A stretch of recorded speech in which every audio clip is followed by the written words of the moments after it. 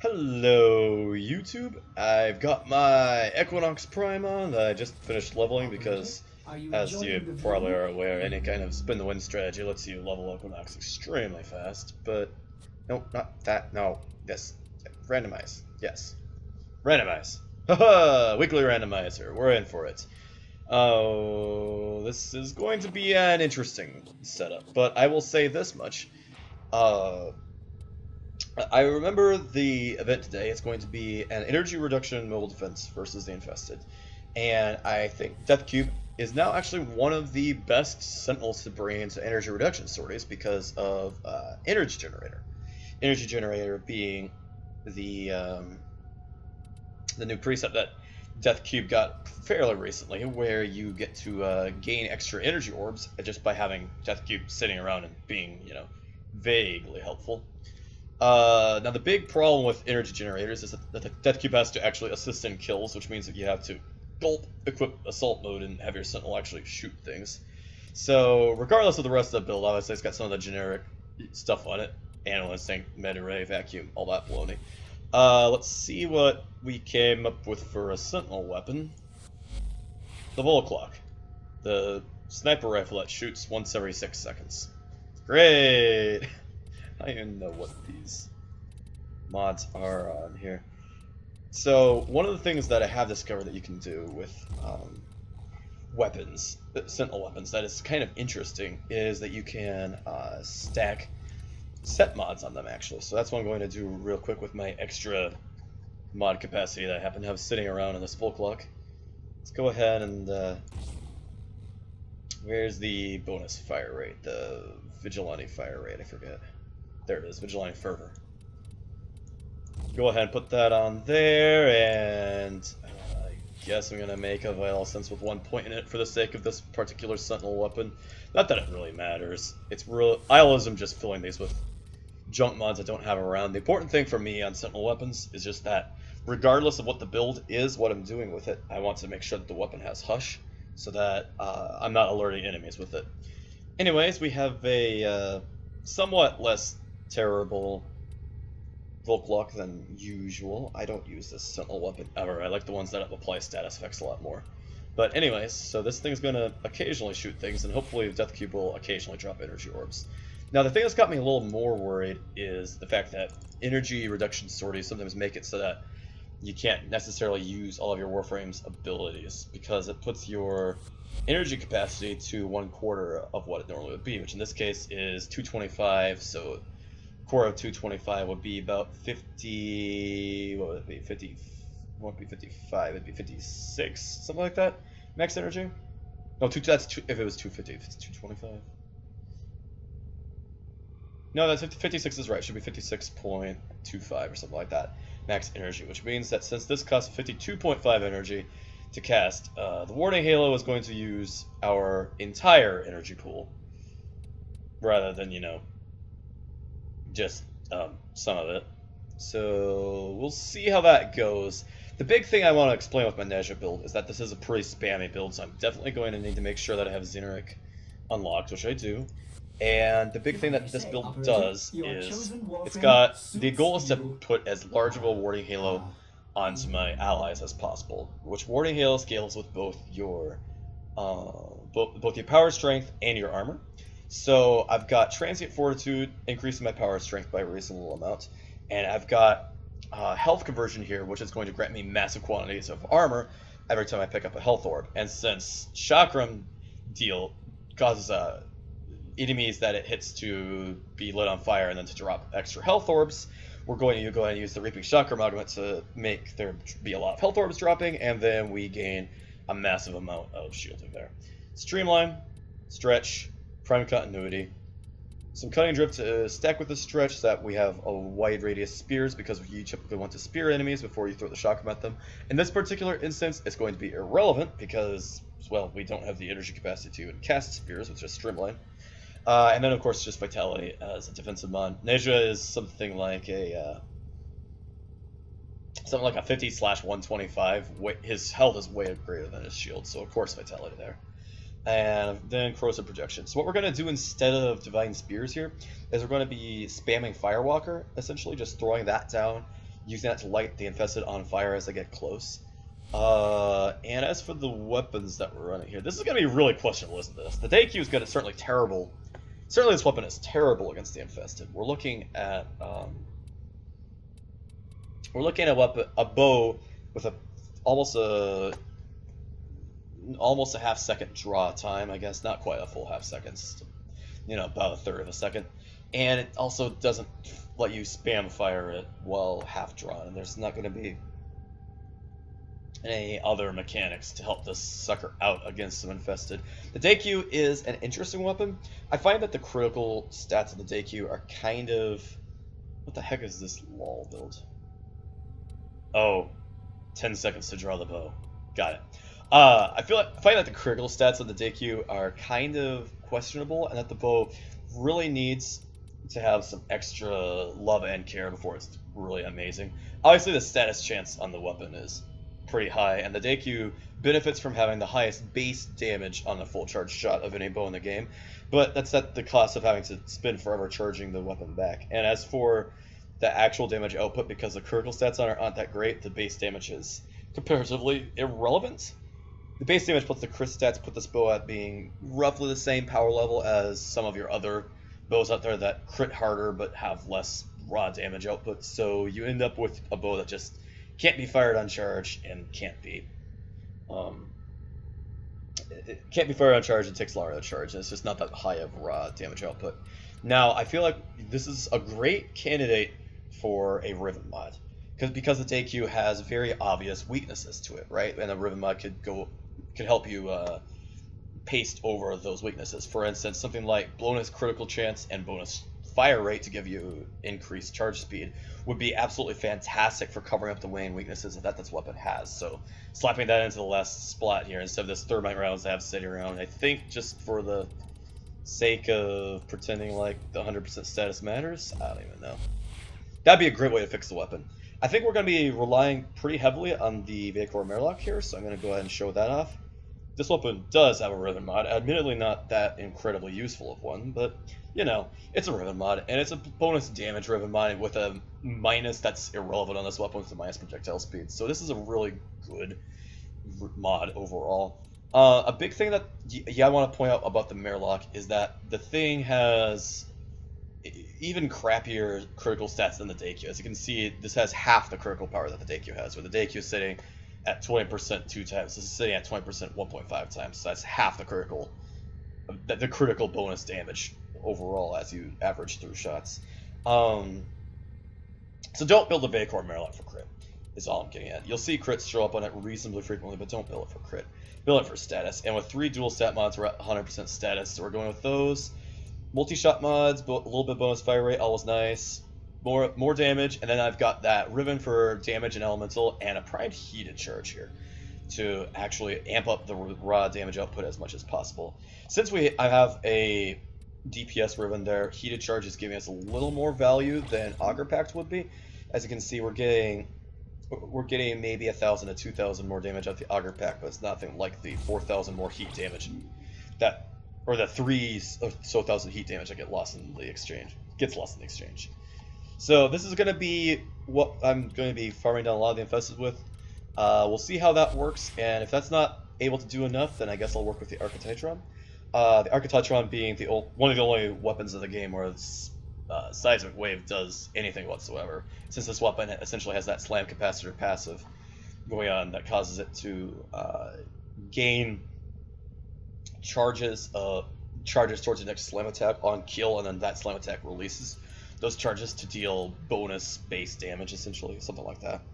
I don't use the Arca Titron very much, as you can see. I don't use hammers very much at all, and when I do use hammers, I don't use this particular one, so there you go. I particularly like the Jack Tag, and I mean, the Fragment Prime is not terrible, but when it comes to hammers, I just don't particularly have hammers. I don't particularly like the way that this is in the current meta. I guess I use the Sanctity Magister pretty often too.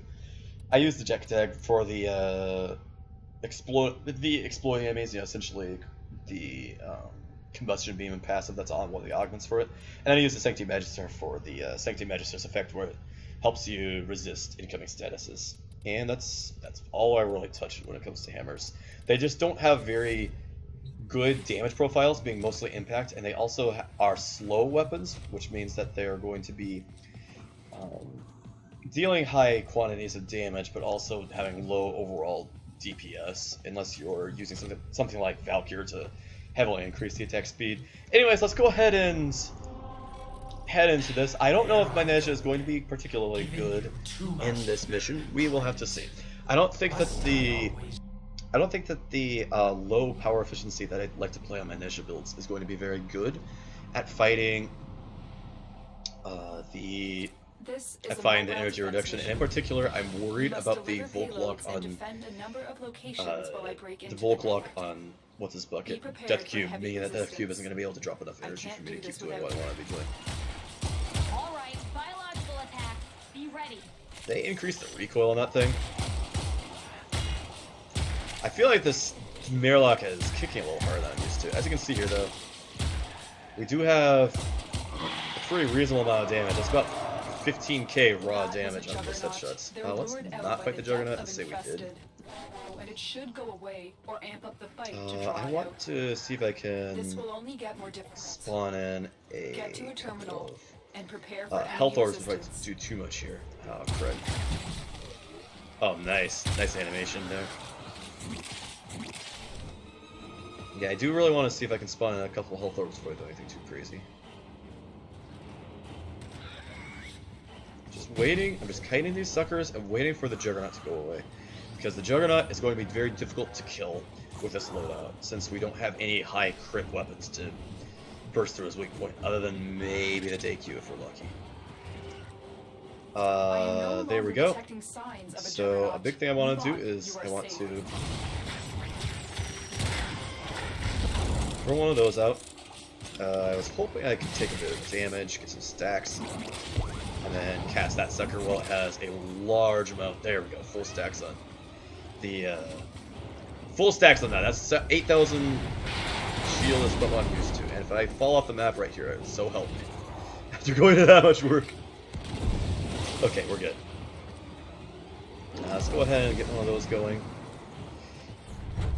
Just to move through the map a bit faster. Sometimes I really spam that ability far too much, but I'm gonna make sure that I use it at logical times now, rather than just when I feel like I have, my finger anywhere near the 1 key. Yep, you may have heard that little sound effect. That was referring to Terminal spotted. that was actually, that sound effect was Death Cube dropping energy, which was cute. Where's there's a parasite around here somewhere? I don't see him.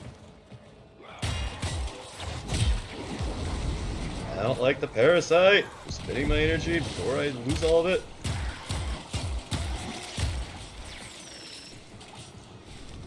Yeah, typically if you actually give the Sentinel a weapon that has a good fire rate, it will give you the opportunity to gain energy orbs about once every 10 to 20 seconds. Which is pretty good, actually. The big issue here is just that with the Volk lock, go ahead and put some of these out. Just for fun of it. With the Volk lock, the fire rate on that weapon is so incredibly low that the Sentinel isn't getting very many assists, since everything else that Death Cube does is single target. Which is why I would recommend throwing on something like the Artax, or the Sweeper Prime, or the Creatra, something that's like a beam weapon that has high fire rate and splatters among a bunch of enemies. There's a lot of, maybe even the laser rifle, there's a lot of different Sentinel weapons that fire faster than the Volk lock. And the Volk lock's prime benefit is that it deals enough damage that you can mod it to be a relevant weapon against high-level enemies, but I mean, if you're modding a Sentinel to fight your enemies for you, you got problems. Still working on it. Fire is very, very slow. As you can see, though, Vaykor Marelok is doing pretty good, pretty well. We're definitely, oh, nice, got an energized proc there. We are definitely able to keep up the build here. We're definitely able to at least keep the area covered in fire. Normally, I would be spamming bolts and, shish kebabbing all these infested, then throwing the ring at them to spawning a bunch of health orbs all over the place. But in this scenario, we don't really have the opportunity to spam, and we can't even cast ult, since our energy capacity is less than the cost of the ult. So this is okay. It's not great. It could be worse. There's a nice little slam attack. Thankfully, the Marelok is definitely able to do work against these suckers. It's not the most ideal weapon because the fire rate on the Marelok is good, but it's still ultimately a semi-automatic weapon, not anything with an area of effect or anything that you can just use to spam down these infested in a hurry. And also, I think that just picked up a few of those health orbs for us, so we can stack more armor. As you can see, the amount of warding halo armor that Nezha gets is pretty extreme if you go with a build like this. And it can be made more extreme, but the important thing is that health conversion gives you about 4,000 bonus capacity when it's fully stacked. And since Nezha now has a way to spawn in health orbs, I would say health conversion is actually a very underrated, high value mod on him. It's not quite as good on Nezha as it is on Necros, but Nezha does spawn in a lot of health orbs, so he can make great use of health conversion. I'd say those two Warframes are the best ones in the game to use it on.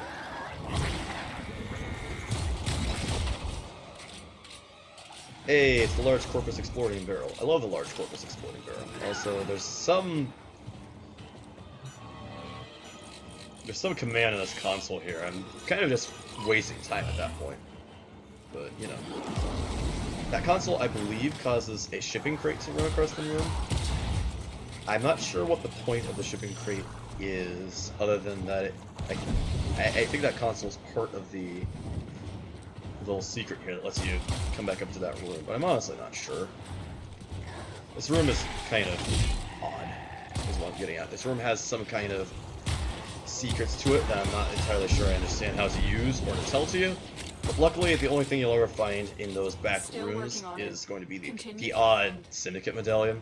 So even if you can't figure out how to get in there, it's not that big of a deal, I guess. I don't know, I pride myself on knowing all of the little secret rooms in the game. This is one that's always kind of stymied me. I've never been able to figure it out completely. Part of the problem is just that I don't play against the Infested very much. So.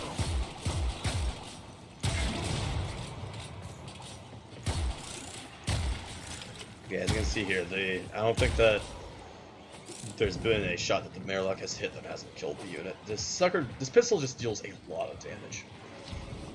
And it's got the Syndicate proc on it as well, so it's a very good pistol overall. The only downside of the Marelok is just that it kind of fails to scale as hard as some other weapons do, just because you're relying heavily on raw damage output rather than on crits. So you can't amp up your damage output with things like kitty critties or good headshots, but that's okay. Mission complete. It's still a very strong gun. That's for the Daikyu. Since I have that out, I might as well get a couple shots in with it.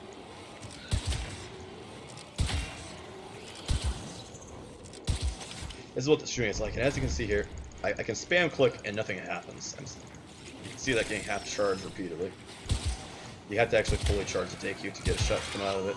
It is very accurate though, high projectile velocity, low arrow drop. It just doesn't crit that hard. You've only got about a 75% chance to get any crit at all. As I, get an orange crit out of it because of the Vigilante set. Irony, of course.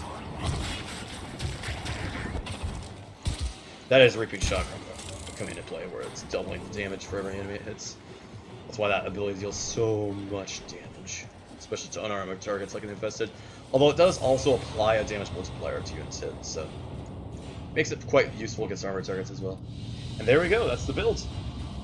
Randomizer Monday complete. Hope you all enjoyed this one, and I'll see you at the next one. Herps or pounds.